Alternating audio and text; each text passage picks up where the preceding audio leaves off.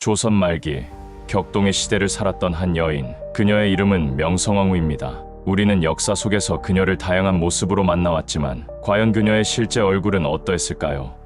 오늘 이 미스터리한 질문을 파헤쳐보려 합니다.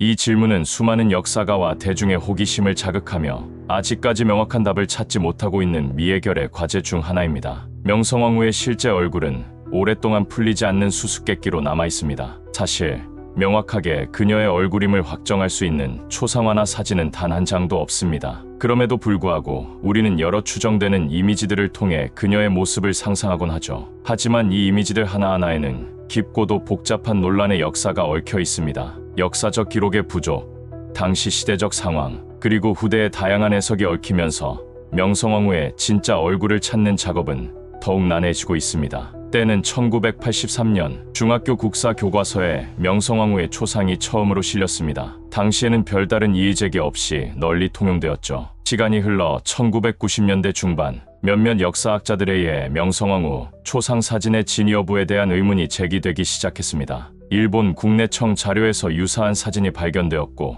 이 사진은 당시 많은 사람들에게 명성황후의 실제 모습으로 각인되었지만 얼마 지나지 않아 충격적인 주장이 제기되었습니다. 이 사진이 실제로는 명성황후가 아닌 기생의 사진이라는 내용이었죠. 사진 아래에는 프랑스어로 Dame du Palais, Costume de Cérémoni라고 적혀 있었습니다. 프랑스어를 해석하면 정장 차림의 궁중여인이라는 뜻으로 궁녀로 해석된다고 하죠. 일부 역사학자들은 이 사진이 정말 명성황후라면 왕비를 뜻하는 reign을 썼을 거라는 주장입니다. 이 주장은 학계와 언론을 뜨겁게 달구었고, 결국 이 사진은 교과서에서 삭제되는 초유의 사태가 발생했습니다. 이는 명성황후의 얼굴을 둘러싼 논쟁이 얼마나 뜨겁고 민감하며 대중의 인식에 큰 영향을 미칠 수 있는 문제인지를 단적으로 보여주는 사례입니다. 이 사건은 우리에게 역사적 자료의 신중한 검증과 해석의 중요성을 다시 한번 일깨워 주었죠. 그렇다면 명성황후의 외모에 대한 당대의 기록이나 외국인들의 증언은 어떠했을까요? 놀랍게도 그녀의 외모에 대한 묘사는 엇갈리는 부분이 많습니다. 어떤 기록에서는 단아하고 온화한 모습으로,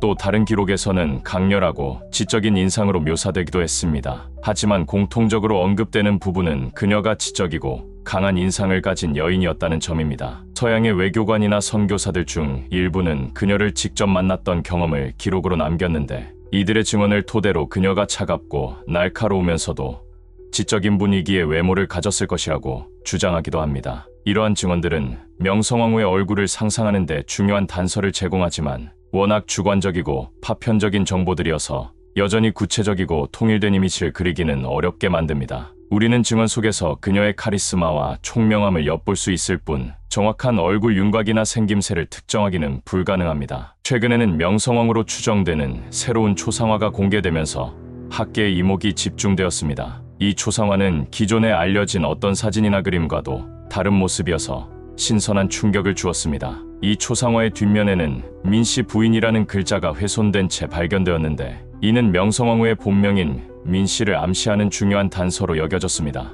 민씨 부인이라는 표기는 조선시대 왕실 여성의 신분을 나타내는 일반적인 방식이었기에 이 초상화가 왕실인물을 그린 것일 가능성이 매우 높다는 해석이 나왔습니다. 하지만 동시에 이 초상화 속 인물의 옷과 용모가 다소 초라하다는 이유로 명성황후로 단정하기 어렵다는 반론도 제기되었습니다. 최고 권력자의 초상화치고는 지나치게 소박하고 격에 맞지 않는다는 시각이었죠. 이 외에도 또 다른 사진이 논란을 불러일으켰습니다. 바로 이승만의 독립정신에 실려있던 사진이 명성황후라고 적혀 있었던 것이죠. 학자들은 이 사진이 실제 명성황후일 가능성이 높다고 주장했으며, 명성황후의 조카 민영찬도 이 사진이 명성황후라고 주장하기도 했습니다. 이러한 주장들로 인해 추후 권호 창화백이 그린 명성황후 표준영정에 저본이 되기도 했습니다. 명성황후는 조선 말기라는 격변의 시기에 엄청난 정치적 영향력을 행사했던 인물입니다. 그녀는 긍정적 평가와 부정적 평가를 동시에 받으며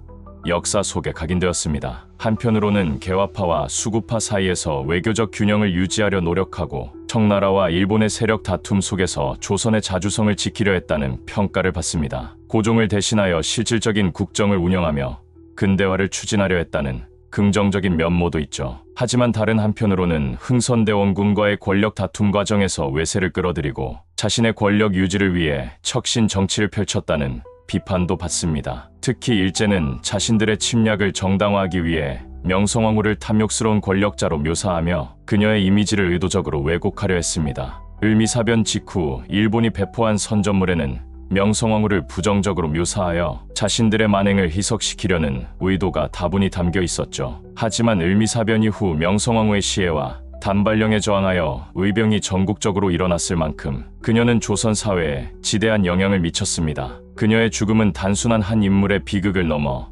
조선의 자주성과 민족의 자존심을 짓밟는 상징적인 사건으로 인식되었고, 이는 전국 각지에서 의병 운동의 불씨를 지피는 강력한 계기가 되었습니다. 이토록 조선 역사에 중요한 인물로 자리 잡았던 명성황후, 그렇다면 왜 그녀의 얼굴은 지금껏 밝혀지지 않았던 걸까요? 그 이유에 대해서는 다양한 의견들이 존재합니다. 조선 말기, 이미 사진 기술은 널리 퍼지고 있었습니다. 고종 황제는 다양한 자세로 촬영된 사진을 남겼고, 순종 황제 또한 서양식 복장을 입은 사진까지 남아 있습니다. 하지만 명성황후만은 단 한 장의 사진도 남기지 않았죠. 왜일까요? 첫째, 명성황후는 사진 촬영을 꺼려한 것으로 알려져 있습니다. 당시 조선 사회에는 사진이 영혼을 빼앗는다는 미신이 퍼져 있었습니다. 특히 유교적 가치관이 강했던 왕실에서는 자신의 형체를 남기는 것을 두려워하기도 했죠. 게다가 명성황후는 궁궐 안에서도 쉽게 모습을 드러내지 않는 인물이었습니다. 국정의 중심에 있으면서도 항상 가리개 너머로 신하들을 대면했고, 기록에 따르면 외국 사절과의 접견 때에도 얼굴을 직접 보이지 않는 경우가 많았습니다. 이처럼 신비롭고 은밀한 존재였기에 사진을 남긴다는 건 단순한 기록을 넘어서 자신의 정체와 권위를 위협하는 일로 여겨졌을 수도 있습니다. 둘째, 그녀는 정치의 중심에 있었던 인물이었습니다. 조선의 외교를 직접 이끌며 청나라,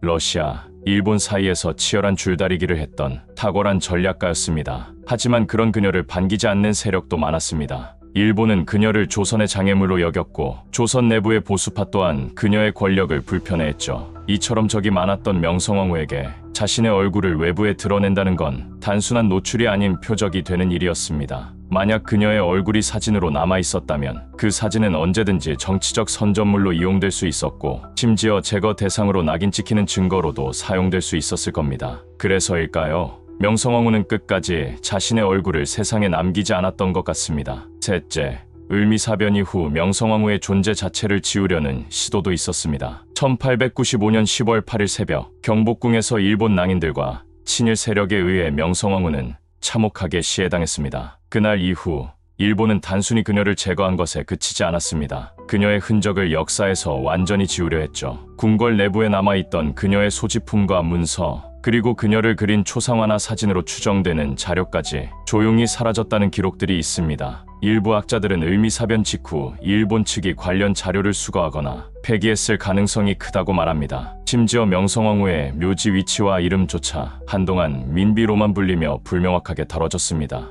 이처럼 철저한 흔적 지우기는 단순한 사례가 아니라 한 인물의 존재 자체를 역사 속에서 삭제하려는 시도였습니다. 그렇다면 명성황후의 사진이 남아있지 않은 건 정말 그녀가 찍지 않았기 때문일까요? 아니면 누군가가 그 사진을 의도적으로 세상에서 지워버린 걸까요? 이 질문은 지금까지도 우리에게 깊은 의문과 탐구의 여지를 남깁니다. 어쩌면 그녀의 실제 얼굴을 아는 것보다 그녀가 남긴 발자취, 그리고 시간이 흘러도 사라지지 않는 이 수많은 질문들에 귀 기울이는 것이 더 중요한 일일지도 모릅니다. 얼굴의 진실이 명확하지 않다는 사실은 오히려 그녀를 둘러싼 이야기와 논쟁을 더욱 흥미롭게 만들고 대중의 상상력을 자극합니다. 그녀의 얼굴을 찾는 여정은 우리 역사를 깊이 이해하려는 끊임없는 노력이며 인간적인 면모를 발견하려는 시도이기도 합니다. 그리고 그녀의 이야기는 가무극 잃어버린 얼굴 1895처럼 현대에도 다양한 창작물로 재해석되며 우리에게 영감을 주고 있습니다. 이 모든 것은 명성황후가 얼마나 중요한 역사적 존재인지를 보여줍니다. 명성황후의 얼굴은 사라졌지만 그녀가 남긴 질문과 미스터리는 우리 마음속에 영원히 남을 것입니다. 귓바퀴 미스터